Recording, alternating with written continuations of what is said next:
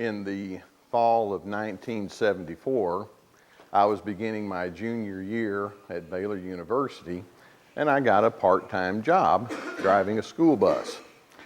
Actually, a close friend of mine was the primary driver. He had been doing it for some time, but he was a pre-med major, and so he had a lot of afternoon classes, so he needed a permanent backup. So I took the necessary training and the licensing so that I could be official, and I drove the bus about 3 or 4 times a week. The school that we primarily serviced was in the poor part of town, and it was an elementary school. And when you're driving and you're there, and most of the time I drove in the afternoon, you get to know the kids well. Well, there was one little boy who was easily the most rowdy and the most noticeable one who would get on the bus there.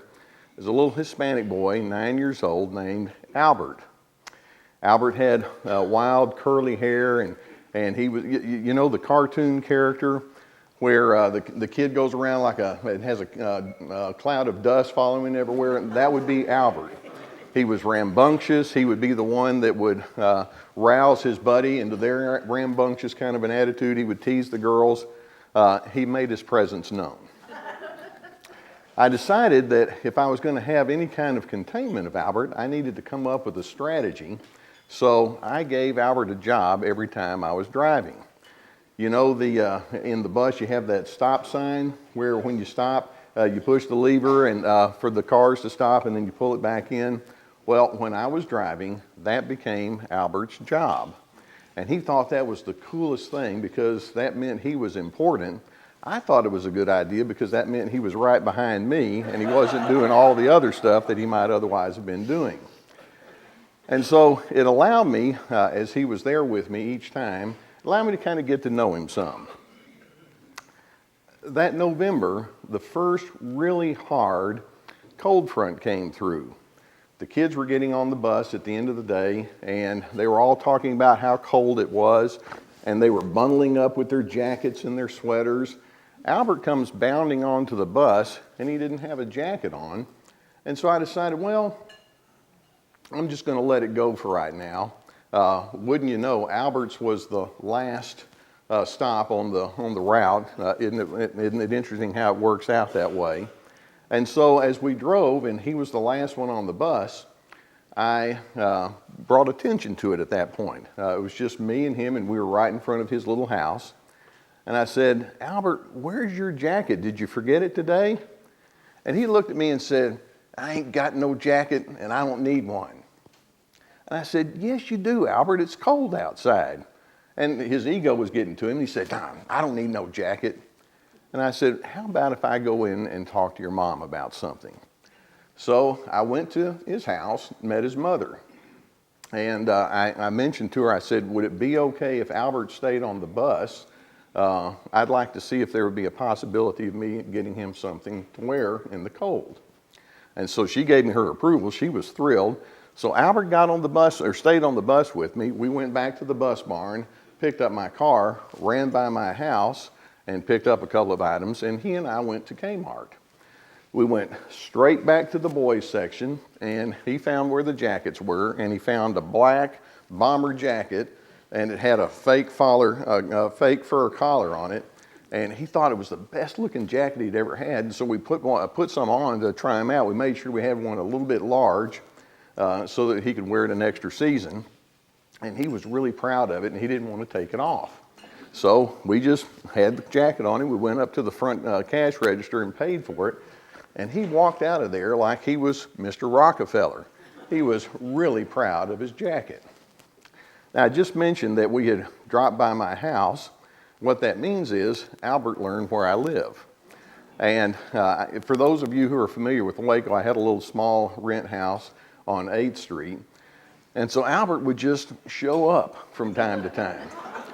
Now, you have to understand, he had a little speech impediment, so when he would attempt to call me by name, Les, it would come out as let. And so I would hear the front door buzzer go. We weren't fancy enough to have chimes in that house, but we had a little buzzer, and I'd have the buzzer would go. I'd open the door, and there would be Albert, and he'd be saying, "Hey, Let, what you doing?" And I'm thinking, well, I guess I'm going to be entertaining you now, aren't I? And he had a knack of showing up right around mealtime. Now, back in the day, I was quite a cook. One of my favorites was pork and beans, and you chop up sausage, and then you take several eggs and you crack the eggs in there and you scramble all that together, and you put a little Lowry seasoned salt on it. It was really good. And so Albert would eat my fine cooking, and he thought it was good, or at least he would sit there and just wolf it up. I had a few other good recipes too that he liked. Well, there would be times when he would come over and watch TV. He didn't have a TV at his house. We would go to Cameron Park and do things like 9-year-old little boys like to do. That next summer, I remained in Waco. We had a brand new, huge swimming pool for the students, so I would take him swimming with me. He had never been swimming, so we had to get a swimming suit for him. And he was my little running buddy. One Friday night, I received a phone call. It was Albert. Now, he didn't have a phone at his house, but I had given him my number in case he needed it for anything, and he was in a panic. I answered the phone, and he just went, Let, there's some stuff that's going real bad at my house, and I don't know what to do. I asked him to explain to me what was going on, and his two older brothers, who were roughly my age, had gotten into a really bad fight. And there were bodies being slung against the floor and against the walls, and furniture was turned over, lots of shouting and cursing, and Albert was afraid, and that's when he took his exit. I told him to stay put. I would come check on him. And so he wasn't very far from me, so I went and tended to him and went and took him back to his house, and his mother was there, and she assured me that the two older brothers were gone for the night. It was going to be okay. And I told him, Albert, this has not been a very good evening for you. How about tomorrow I come pick you up and we'll spend the day with each other? And so we did. And I realized then that I had become Albert's safe haven, and I was really pleased to be in that role. One spring day, I was washing clothes. There was a little laundromat right down the road from me, just a few doors down. And I had put my laundry in the laundromat. Albert was with me. It was a Saturday. And we had come back to my house, and we were just waiting on the laundry. It was a gorgeous day, and I just made some simple comments. I said, Albert, it's such a beautiful day today. Spring has come, so everything is greening up, and we have cardinals jumping in the trees. We have a perfect blue sky, and the temperature is perfect and ideal. Isn't it nice that God has given us such beauty to appreciate? At that moment, Albert asked me a question. He looked at me and he said, is God anything like you? I paused and I didn't know what to say. Now, here I was right in the middle of academia, and I was a psychology major and a religion minor, and I had all sorts of head knowledge up here, and I could have talked with him about some things that I had learned in my classroom. I could have pulled out notes that I had taken from Bible studies. I could have read commentaries to him from different authors. And that would have meant absolutely nothing to him. You see, I call this the most difficult question I've ever been asked because Albert was putting me on notice.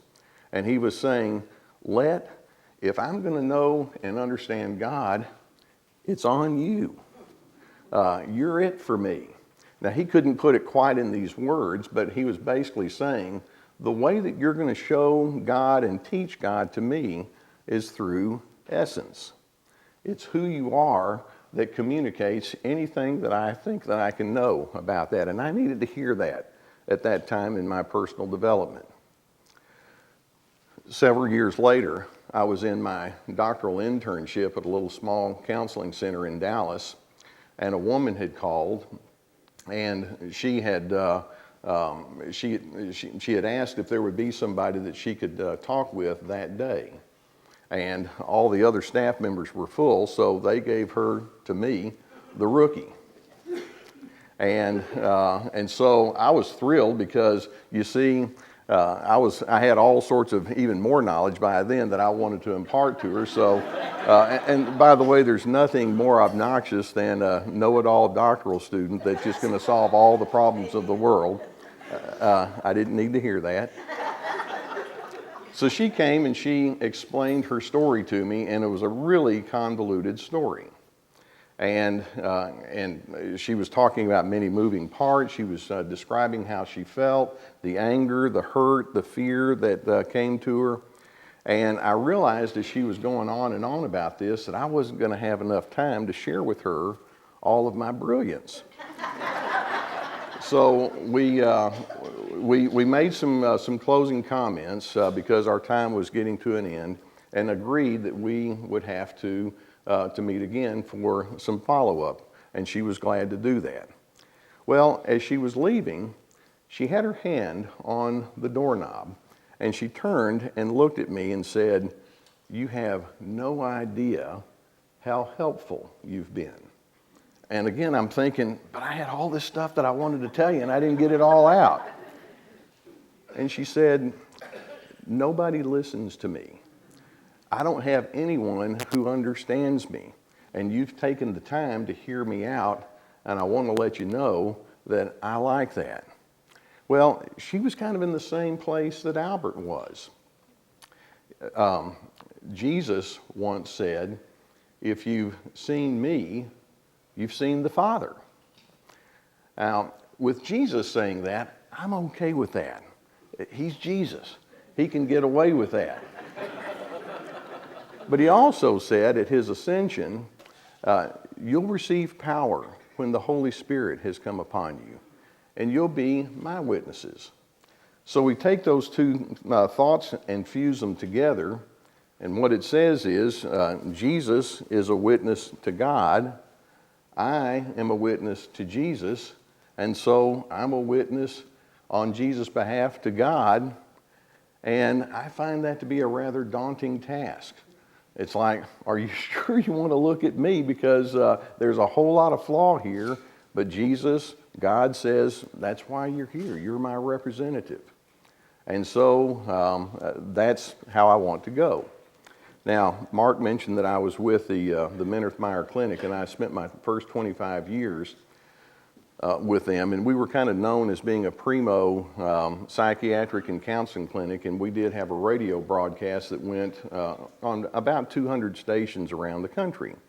And what that meant was that we were invited to do a lot of speaking engagements, and I had a really neat speaking or a seminar that I had put together. I would go out to different places and speak on a Friday night, and then basically about a 9 to 3 on a Saturday. And it was a seminar series where I was explaining the fusion between spirituality and your emotional well-being, and I really enjoyed doing it. I had a lot of handouts and overheads and things like that, and it was usually very well received. Well, this particular time, I was in Chattanooga, Tennessee, and we had several hundred people there, and I had waxed eloquently with all of my good stuff, that I had. I had the floor so I could say whatever I wanted, and I got a whole lot out. I had plenty of time to do it. Well, as I was wrapping up at the end of the day on Saturday, an elderly woman was off to the side, and she was waiting, and she said, "May I say something to you before you leave?" And of course, I was more than happy to hear from her. And her comment was, "I've been watching you the entire time you've been here, last night and all day today. And in the breaks that we had and afterward, you were receiving people and you were talking with them and you were very friendly and you didn't seem to be any kind of rush all day long today. You came early and you were in the foyer talking to everyone, and you did the same thing at lunch. And I just noticed that you really liked talking to the people and just being friendly and engaging. So what I'm going to take home from this seminar this weekend is I need to be more approachable." Now, again, she said nothing about all this brilliant information that I had. And yet, like that woman before during my internship, and like little Albert, She was basically saying, who you are speaks volumes, and that's what I want. Now, in one of his teachings, Jesus said, if you want to know the kingdom of God, take yourself to the place of a child. And I take that to mean that Jesus was basically saying, let's not make this complicated. Let's focus on the basics. I know that in my time when I was with Albert, I ministered to him, but he ministered to me too. By the way, once it was my birthday, and he brought me a whisk broom, kind of like the umpires have. Then when they sweep home plate, that's the only thing he'd come up with. One of those brothers that had gotten into a fight worked at a broom factory, and I'm assuming that's where he got it. But he wanted to do something nice for me, and I like doing things nice for him. And when we say, let's not make things complicated, basically I think Jesus is saying, let's focus on the things that matter most. Dignity, honor, understanding, respect, kindness. So Albert put a question in my mind that day, way back when, well over 40 years ago now, that has not left my mind. And I want you to think about the people that you engage with, whether it's inside your family, whether it's with your friends or coworkers or neighbors. And I want to ask the same question of you that Albert asked of me that day. Is God anything like you?